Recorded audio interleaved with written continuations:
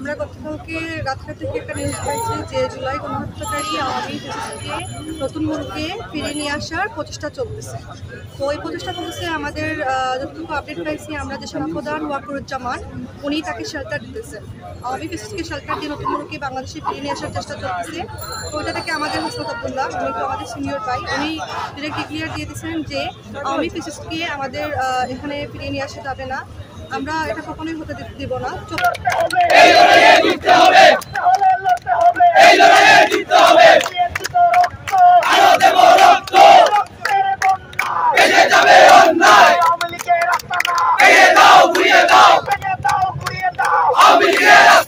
কিসের আন্দোলনে আপনারা দেখছেন যে আমাদের অনেক ভাই শহীদ হয়েছেন, আবার অনেকে আহত হয়েছেন।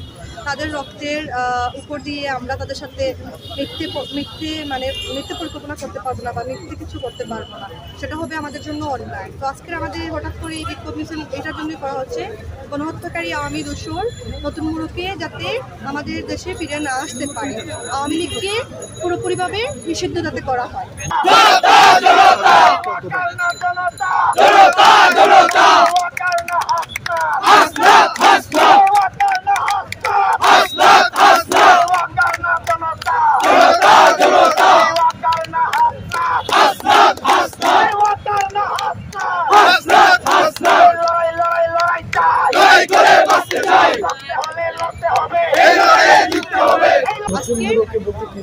নতুন মুলুকে বলতে ওনাকে নিয়ে এসে সাজা কতটুকু করানো হবে সেটা আমরা জানি না, সাজাপ্রাপ্ত ওইভাবেই নিয়ে আসা হবে। হয়তো সেটা একটা নাটক হতে পারে, সেটা হচ্ছে সেনাপ্রধান ওয়াকারুজ্জামান তিনি হয়তো কোনো নাটকীয় দৃশ্য উপস্থাপন করতে পারেন, ওরকম একটা পরিকল্পনা চলতেছে, সেটা আমরা জানি না। তবে আমরা আমাদের দিক থেকে এটা বলতে চাই যে আওয়ামী দোসর যিনি ছিলেন তিনি যাতে নতুন মুলুকে তাকে নিয়ে আসার প্রচেষ্টা না করা হয়। যদি নিয়ে আসার প্রচেষ্টা করা হয় তাহলে উনি যেভাবে 5ই আগস্ট পালিয়ে গিয়েছিলেন ছাত্র জনতার ভয়ে, ঠিক ওইভাবে ওয়াকারুজ্জামানও পালাতে বাধ্য হবে।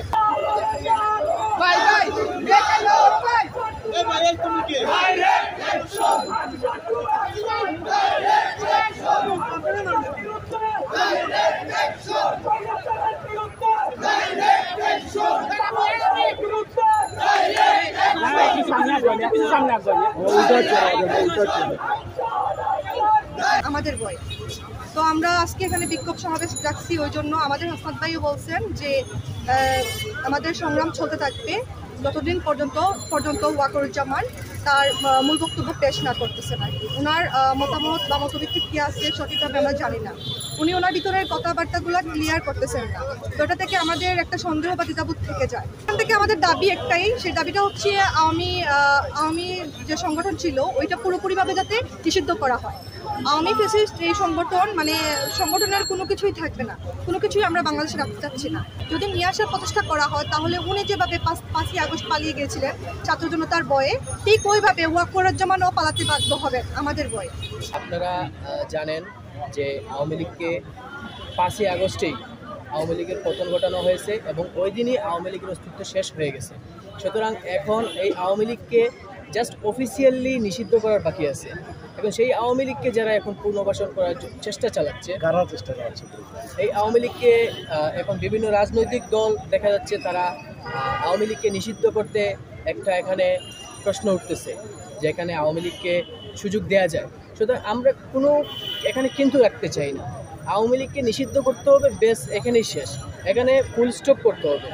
এখন যদি কেউ আওয়ামী লীগকে পুনর্বাসন করতে চায় এবং আওয়ামী লীগকে আবার দেশে ফিরিয়ে নিয়ে আসতে চায়, সেটা বাংলাদেশের ছাত্র জনতা মেনে নেবে না। কারণ এই আওয়ামী লীগ ফ্যাসিবাদী স্বৈরাচার খুনি শেখ হাসিনা জুলাই গণঅভ্যুত্থানে সেখানে বাংলাদেশের 2000 ছাত্র জনতাকে হত্যা করেছে, হাজার হাজার মানুষকে আহত করেছে। এখনও আমাদের ভাইয়েরা মেডিকেলের চিকিৎসারত, অনেকে চিকিৎসা নিচ্ছে, অনেকে তার চোখ হারাইছে, কেউ পঙ্গুরত অবস্থায় আছে।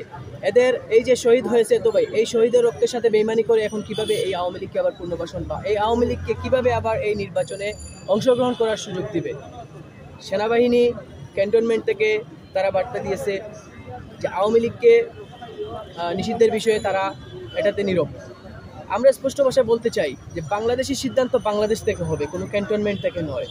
ওয়াকার সাহেব যেভাবে অন্তর্বর্তীকালীন সরকারের উপদেষ্টা ডক্টর ইউনূস সাহেবকে যখন ক্ষমতায় বসানো হয় প্রধান উপদেষ্টা হিসেবে, তখন উনি যেভাবে বুকে পাথর বেঁধে উনি মেনে নিয়েছিলেন, ঠিক সেইভাবে আওয়ামী লীগ নিষিদ্ধ করাকেও উনি বুকে পাথর বেঁধে মেনে নিতে হবে। আদারওয়াইজ কোনো অপশন নাই, আওয়ামী লীগ এবং পাশাপাশি জাতীয় পার্টিকে নিষিদ্ধ করতে হবে।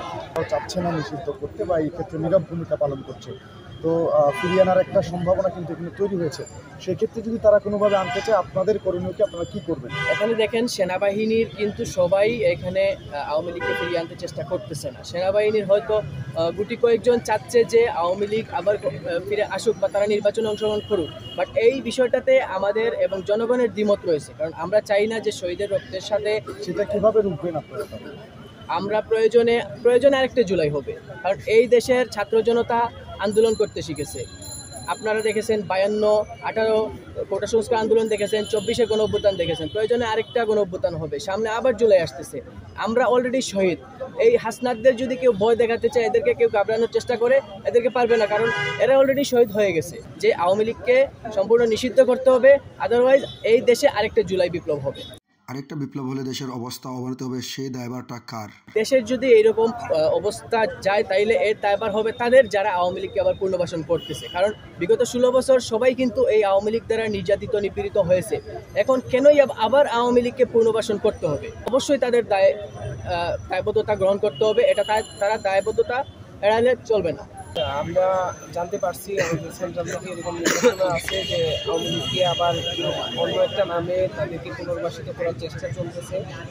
আমরা আসলে এই পর্যন্ত আসা আমাদের প্রায় 50,000-এর অধিক মানুষ আহত হয়েছে, অনেকে পঙ্গুত্ব বরণ করছে, অনেকে অন্ধ হয়ে গেছে, আমাদের 2,000-এর অধিক ভাই বোন শিশু শহীদ হয়েছে। এত বড় একটা জঘন্যতম অপরাধ করার পরেও যদি ওই আওয়ামী লীগকে আবার পুনর্বাসিত করার কি চেষ্টা করে, কারা চেষ্টা করতেছে আওয়ামী লীগের পক্ষ থেকে সিনিয়র নেতৃবৃন্দ, এবং আমরা জানতে পারতেছি যে কিছু মানুষ যুক্ত এটার সাথে। যেমন কিছু হয়, বাংলাদেশের ছাত্র জনতা এটা কোনোভাবে মেনে নেয়। কেউ যদি ভুলেও এরকম চিন্তা